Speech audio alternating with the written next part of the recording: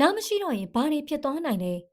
ရုတ်တရက်လာမင်းကြီးတာလုံးဝပျောက်ကွယ်သွားခဲ့ရင်ဘာတွေဖြစ်သွားနိုင်လဲ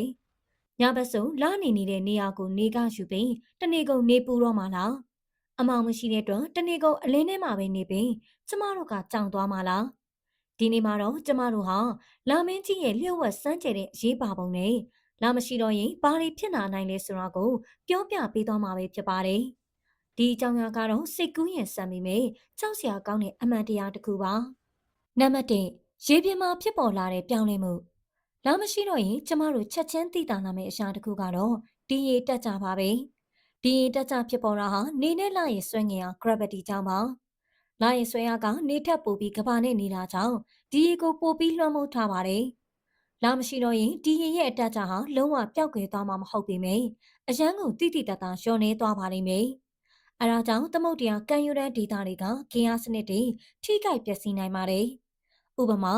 ရေတက်ချိန်မှာအစာရှာနိုင်တဲ့တတ္တဝါတွေအတွက်အစာရှာရခက်ခဲလာနိုင်ပါတယ်။နောက်တစ်ခုကတော့ကဘာရဲ့လဲပတ်နှုံးပါ။လာဟာကျမတို့ကဘာရဲ့လဲပတ်နှုံးကိုဖြည်းဖြည်းချင်းနှိမ့်ခွေအောင်ထိန်းညှိပေးနေပါတယ်။လာမရှိတော့ရင်ဒီထိန်းညှိပေးမှုရပ်သွားပြီးကဘာဟာအချိန်ကြာလာတာနဲ့မျှပိုပြီးမြန်မြန်လဲပတ်လာပါလိမ့်မယ်။သိပ္ပံပညာရှင်တွေရဲ့အဆိုအရကဘာတရက်ဟာပုံမှန်24နာရီကနေ6နာရီလောက်ထိတိုးသွားနိုင်ပါတယ်။ဒါဆိုရင်ဘာတွေဖြစ်လာမလဲဆိုတော့တစ်နေ့မှာနေပေါင်း1460လောက်ထိဖြစ်သွားမှာပါ။ဒါအပြင်ကဘာမြေပိုပြီးမြန်မြန်လဲပတ်လာတာနဲ့မျှလေထုလှုပ်ရှားမှုတွေဟာလည်းပြင်းထန်လာပြီးလေဆင်နှာမောင်းတွေအင်မတန်ပြင်းထန်တဲ့မုန်တိုင်းတွေမကြာခဏဆိုသလိုတိုက်ခတ်လာနိုင်ပါတယ်။ပိုပြီးပြင်းထန်တဲ့မုန်တိုင်းတွေလည်းပိုဖြစ်လာပါလိမ့်မယ်။နံပါတ်3ကဘာရဲ့တိမ်းဆောက်မှုနဲ့ရာသီဥတု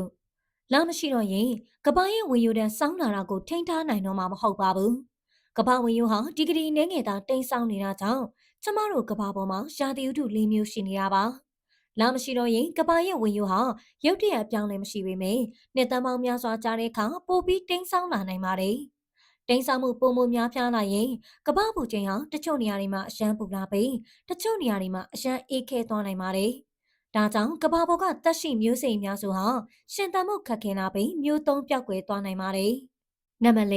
ကောင်းကင်ရံသွင်း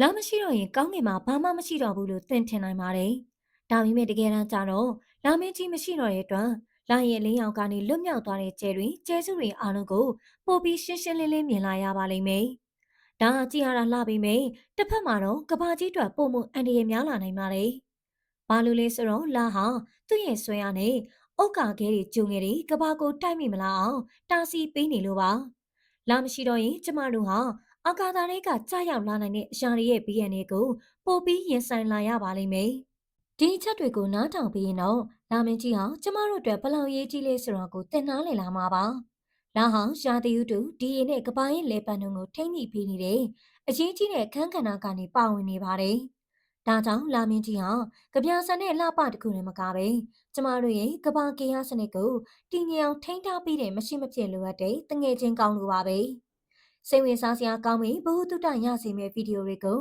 ဆက်လက်ပြီးကြည့်ရှုခြင်းနဲ့ဆိုရင်တော့ကျမတို့ရဲ့ဇော်ထအောင် sharing channel လေးကို like and follow လေးလုပ်ပေးခဲ့ကြပါဦးနော်။